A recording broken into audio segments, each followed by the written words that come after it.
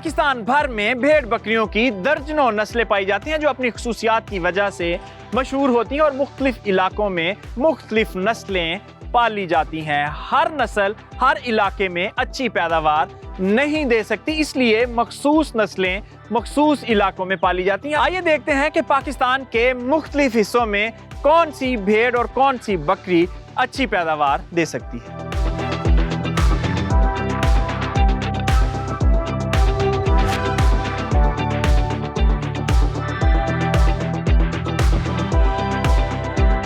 हम इस वक्त एक ऐसे शेड में मौजूद हैं जहां मुख्तलिफ इकसाम की बकरियों की नस्लें रखी गई हैं। डॉक्टर ज़ीशान से पूछते हैं कि कौन सी बकरी की क्या खसूसियात हैं और वो किस इलाके में पाई जाती है। जी डॉक्टर साहब, इस वक्त जहां हम खड़े हैं यहाँ पे आपको बीतल नस्ल की 4 स्ट्रेन्स मिलेंगी। इसमें जो ये काली डब्बी जिसे हम कहते हैं फैसलाबादी, जो फैसलाबाद जेहलम गुजरांवाला साइड पे पाई जाती है, ये बीतल फैसलाबादी है। ये आपके साथ जो मक्खी चीनी बड़ी मशहूर ब्रीड है हमारी, ये मिल्क और मटन दोनों के लिए पाली जाती है। अच्छा डॉक्टर साहब, ये बड़े माशाल्लाह खूबसूरत सफेद रंग के जानवर हैं, ये क्या है? ये जी बीतल नस्ल की हमारे पास नुकरी, आपने सुना होगा ब्रीड, राजनपुर का इलाका है हमारे पंजाब का, तो राजनपुर में पाई जाती है, डेरा गाजी खान में पाई जाती है। अच्छा डॉक्टर साहब, ये जो ब्राउन कलर का है ये कौन सा? हाँ जी, ये ब्राउन लाइट और ब्राउन स्पॉटेड जो जानवर है, ये भी बीतल नस्ल का गुजराती। अच्छा डॉक्टर साहब, ये बड़ा खूबसूरत जानवर है, ये क्या चीज़ है? जी, ये जानवर पाकिस्तान की पहचान है, क्योंकि पाकिस्तान के अलावा ये जानवर आपको दुनिया में किसी भी कंट्री में आपको नहीं मिलेगा।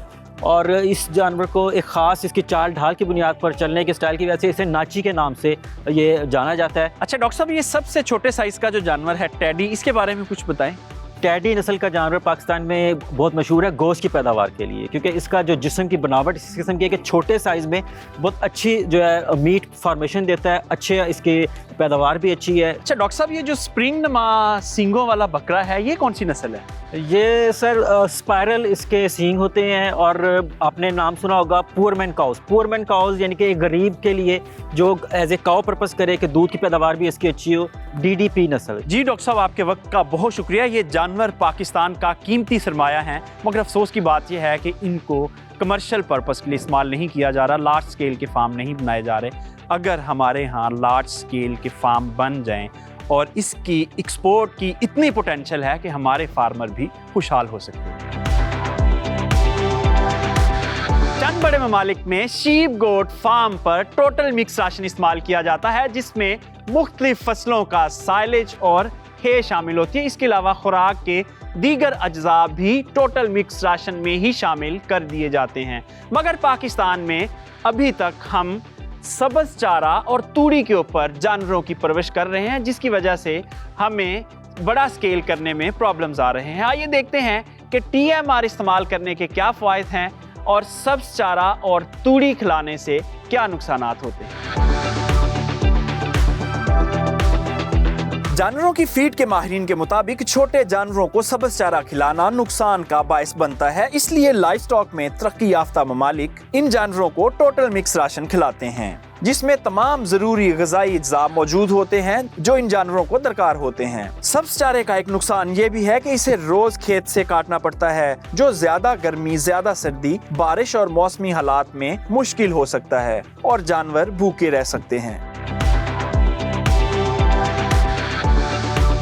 जानवरों की ग़िज़ाइयत के माहिर डॉक्टर इरफान असगर साहब मौजूद हैं, उनसे पूछते हैं कि शीप गोट फार्मिंग के लिए बेहतरीन वंडा फार्मूलेशन क्या हो सकती है। अस्सलाम वालेकुम। सबसे पहले ये बताएं कि हमारे जो किसान सब्ज़ चारा इस्तेमाल करते हैं फार्म के ऊपर, उसके क्या फ़ायदे हैं, क्या नुकसानात हैं? सब्ज़ चारे का जो सबसे ज़्यादा इशू चल रहा है कि उसको काश्त करके फिर उसको कैरी करना, कट करना, कैरी करना, इसके ऊपर बहुत ज़्यादा लेबर कॉस्ट होती है।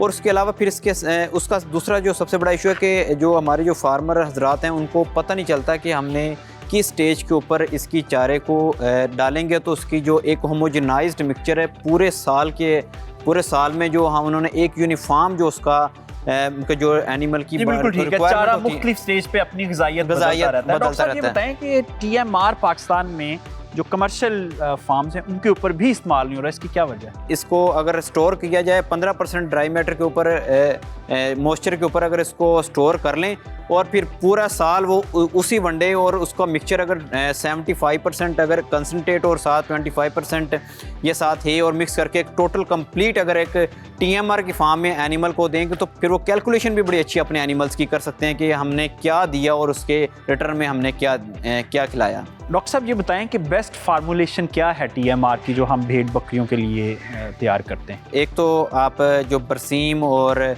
रोड ग्रास वगैरह की जो है वो जो स्मॉल एनिमल्स हैं उसके लिए बड़ी ये बेहतरीन चीज़ है। ठीक है, अगर इसको आप कंसनट्रेट के साथ अगर कुछ 75% कंसनट्रेट और 25% अगर आप ये इसके अंदर ऐड कर लें और बाकी सारे ये लवाजमात ये जितने भी ग्रीन फॉडर वगैरह वाले अगर आप ख़त्म कर भी दें तो ये बड़ा एक बेहतरीन मिक्सचर होगा जो 55 रुपये से 60 रुपये के करीब कॉस्ट करेगा और ये एनिमल के लिए बेनिफिशियल होगा। डॉक्टर साहब क्या छोटे जानवरों को साइलेज डाला जा सकता है? इसमें थोड़ा सा ये है कि एसिडिटी का इशू हो सकता है, लेकिन उसमें आप उसमें सोडा बाइकार वगैरह यूज़ करके तो आप इसके र्यूमन की pH वगैरह को आप मेंटेन कर सकते हैं, इसमें कोई ऐसा इशू नहीं है। अच्छा डॉक्टर साहब ये बताएं कि जो हम TMR जानवरों को फीड करवाएंगे उसका पर डे का खर्चा कितना आएगा और जानवर पर डे कितना वेट गेन करेगा और फार्मर जो है उसको फी जानवर कितने पैसे बचेंगे? 1.25 kg खा रहा है तो ये तकरीबन को 70 से 75 रुपये उसका खर्चा होगा, तो पर डे वो तकरीबन 20 से 25 रुपये सारी कॉस्ट वगैरह डाल के वो एनिमल से गेन ले सकते हैं। डॉक्टर साहब नए फार्मर्स के लिए आप कोई एडवाइस करें कि छोटे जानवरों के लिए चारा और ख़ास तौर पे TMR में वो क्या इस्तेमाल करें और किस तरह ज़्यादा मुनाफा कमाएं? सारी हमारी लैंड जा रही है कैश क्रॉप की तरफ। जिस तरह ह्यूमन पॉपुलेशन इंक्रीज़ हो रही है तो उसके लिए हमें कैश क्रॉप के लिए उसको स्पेयर करना पड़ेगा लैंड को, तो उसके लिए बेहतर ये कि वो कट करके उसको आप सारा साल ड्राई करके सारा साल अगर आप यूज़ करें तो वो ज़्यादा बेनिफिशियल रह जाएगा, उसके बजाय इसके कि आप उसको 4 महीने 5 महीने के लिए आप क्रॉप को खड़ी रखें। डॉक्टर साहब दुनिया में अब जो फैटनिंग फार्म्स हैं या मटन के फैटनिंग फार्म्स हैं वो इस वक्त इंडस्ट्रियल जो रॉ मटेरियल होता है उसके ऊपर शिफ्ट हो चुके हैं, तो पाकिस्तान में ये आपको मुस्तकबिल क्रीम में ऐसा होता हुआ नज़र आ रहा है? जी अब थोड़ा सा ट्रेंड बन रहा है इस साइड पे और हमारा सर्वाइवल ही इस बेस के ऊपर है कि अगर हम इसको इंडस्ट्रियल बाई प्रोडक्ट्स की तरफ अगर लेके जाएं। जी डॉक्टर साहब आपके वक्त का बहुत शुक्रिया। जब तक हम अपनी फीड की कैलकुलेशंस नहीं करेंगे और हमारा जानवर जितना वज़न दे रहा है उस हिसाब से हम अपनी फीड को अकोमोडेट नहीं करेंगे तो यकीनन आपका फार्म जो है वो मुनाफा बख्श नहीं हो सकता। लाइफ स्टॉक फार्म की तरक्की के लिए मुल्क भर में फैला हुआ हुकूमती इंफ्रास्ट्रक्चर, 118 मिलियन से जायद जानवर, 12 करोड़ से जायद किसान जो फार्मिंग कर सकते हैं, मगर इसके बावजूद आज तक हम कमर्शियल शीप गोट फार्मिंग की बुनियाद भी नहीं रख सके। यही वजह है कि जानवरों की तादाद के लिहाज से दुनिया का तीसरा बड़ा मुल्क एक्सपोर्ट में 1% का हिस्सेदार भी नहीं है। हुकूमती सपोर्ट और अमली तरबियत ना होने के बायस किसान आज तक अपने रवायती तरीके से बाहर ही नहीं निकल पाए। दुनिया के अक्सर ममालिक में मीट फार्मर्स को सब्सिडी दी जाती है, मगर हमारे यहाँ ऐसा कोई मंसूबा नहीं है। अमेरिका में गोश्त वाले जानवर पालने पर 1 पाउंड $1 मंसूबे के तहत किसानों को अच्छी खासी सब्सिडी दी जाती है। पाकिस्तान में भी किसानों को कमर्शियल फार्म बनाने के लिए तरबियत, माली इमदाद और कंफर्म क्लाइंट दिए जाएं तो ये सेक्टर भी तरक्की कर सकता है।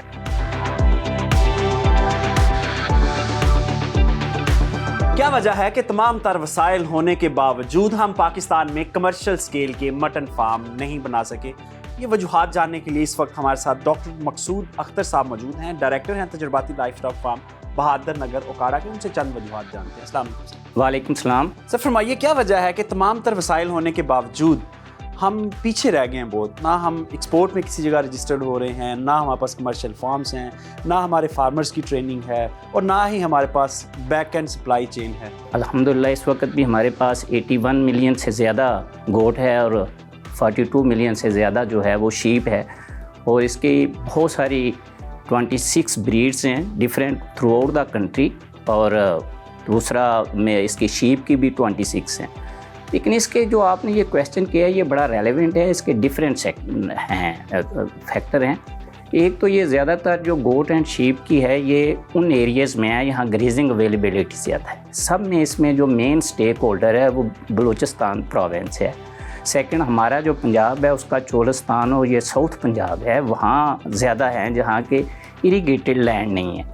और इसी तरह सिंध का भी जो थल का एरिया है वहाँ यहाँ ज़्यादा शीप एंड फार्मिंग है क्योंकि वहाँ ग्रेजिंग और ब्रोजिंग फैसिलिटीज़ ज़्यादा है। मेनली जो हमारी गोट है वो ब्रोज़र है और जो हमारी शीप है वो ग्रेजिंग। और उन एरियाज़ में उस वक्त के उस तरह की ना तो डेवलपमेंट है, ना कोई ऐसा मार्केटिंग सेटअप है। दूसरा, इसमें अभी तक वो टेक्नोलॉजी या ट्रेनिंग जो हम लाइफ स्टॉक पे फोकस कर रहे हैं, बड़े जानवर, उस पे ये फार्मर की ना ट्रेनिंग भी नहीं है। फॉर एग्ज़ाम्पल AI की सर्विसेज इस वक्त अवेलेबल नहीं है। ब्रीड कंजर्वेशन के हवाले से बात की जाए तो वो भी काफ़ी डिटीरियोरेट हो रही है। फिर ब्रीडिंग प्लान के हवाले से भी काफ़ी इन ब्रीडिंग की वजह से इनका ग्रोथ फैक्टर जो है वो कम सर, जो मॉडर्न टेक्निक्स चल रही हैं गोट फार्मिंग और उनकी बात करें तो उसमें जैसे आपने जिक्र किया, जो आर्टिफिशियल इंसेमिनेशन है वो टॉप पे है और दुनिया में ये बड़ी कॉमन है, लेकिन पाकिस्तान में अभी तक इसकी बुनियाद भी नहीं रखी गई। तो आप क्या समझते हैं कि हम क्यों पीछे हैं इस सेक्टर में, और कब तक उम्मीद की जा रही है कि AI की सर्विसेज स्मॉल रूमिनेंट्स में आ जाएंगी? अगर गोट की बात की जाए तो इसमें भी सीमन इलरी का एक प्रोजेक्ट था, उसके तहत हमने AI की एफर्ट शुरू की है इलरी में, और इसका सीमन इस वक्त भी SPU में गोट का हमारे पास रिजर्व पड़ा हुआ है। लेकिन ये आप ठीक कह रहे हैं कि जब तक इसकी हमें सिलेक्शन या आप ना करेंगे हम इसकी पेडिग्री परफॉर्मेंस के बाद कि कौन से मेल के ज़रिए जिनमें जेनेटिक पोटेंशियल बहुत बेहतर है उनकी सिलेक्शन ना की जाए, फिर उसके बाद इसका कोई एज सच AI का यूज़ नहीं है। सर, ये फरमाएं कि हमारे पास इस वक्त जो कमर्शियल स्केल का फार्म है, अगर ट्रू सेंस में देखा जाए तो वो एक भी नहीं है। क्या वजह है, क्यों नहीं बन रहे, और कब तक आप कोई गवर्नमेंट का ऐसा प्लान हो कि फ्यूचर में हम वो फार्म बनाएं ताकि ये सेक्टर तरक्की करे?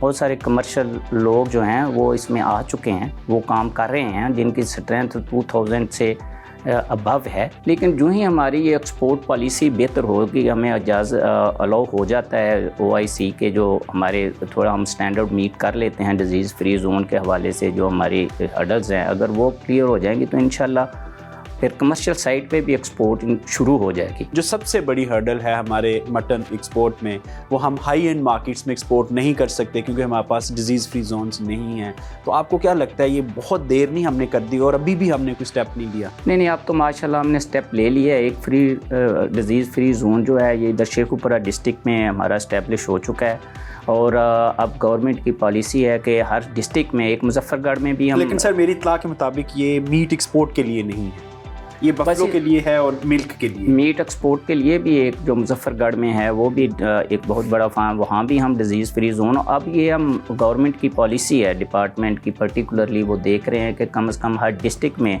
इस तरह के डिज़ीज़ फ्री जोन हों जहाँ जितने भी लाइफ स्टॉक प्रोडक्ट हैं या लाइफ स्टॉक एनिमल हैं उनको एक्सपोर्ट करने की परमिशन। सर, बड़ा सूटेबल एरिया था चोलिस्तान, वो हम कोई 15 साल से उस पर काम भी कर रहे थे कि उसको हमने डिज़ीज़ फ्री जोन बनाना था और बड़ा वो फेवरेबल बनता है सारा, तो उसके ऊपर हम क्यों नहीं काम कर रहे हैं? हम बाकी कॉर्नर्स ढूंढ रहे हैं, जबकि एक जो एरिया हमारे पास है बड़ा ज़बरदस्त, उस पर हम वर्किंग क्यों नहीं कर रहे? उस पर वर्किंग अभी चल रही है, और ऑलमोस्ट उसमें काफ़ी जितने भी टारगेट थे वो चोलिस्तान के हवाले से वो डिपार्टमेंट ने अचीव कर लिए हैं। वो शायद इस पाइपलाइन में है, इंशाल्लाह विद इन ईयर और सो उसकी भी डिजीज़ फ्री जोन डिक्लेरेशन हो जाएगी। सर, कब तक किसानों को कोई अच्छी खबर मिलेगी कि ये सेक्टर तरक्की की तरफ जा रहा है, इसमें हम मॉडर्न टेक्निक्स लेके आ रहे हैं, गवर्नमेंट प्रोजेक्ट दे रही है फार्मर्स को? अगर हम इसका देखें पूरा, इसका लास्ट ईयर सेंसस सर्वे करें तो ये सिर्फ चंद सालों से, चंद डेकेड से ये अभी गवर्नमेंट ने इसकी तरफ तवज्जो दी है। पर्टिकुलरली जब ये एनर्जी क्राइसिस आया है या टेक्सटाइल वाले, तो फिर हमने इसको लाइफ स्टॉक की तरफ गवर्नमेंट की तवज्जो हुई है। तो अब तो हर गवर्नमेंट वो फेडरल लेवल पे है, प्रोविंशियल लेवल पे है, वो सभी लाइफ स्टॉक की डेवलपमेंट पे तवज्जो देना शुरू हो गई है। डॉक्टर मकसूद अख्तर साहब, आपके वक्त का बहुत शुक्रिया। जब तक हम किसानों को मॉडर्न टेक्निक्स नहीं देंगे, जब तक हम किसानों को सहूलियात नहीं देंगे, जब तक हम किसानों को ट्रेनिंग्स नहीं देंगे, ये सेक्टर तरक्की नहीं कर सकते।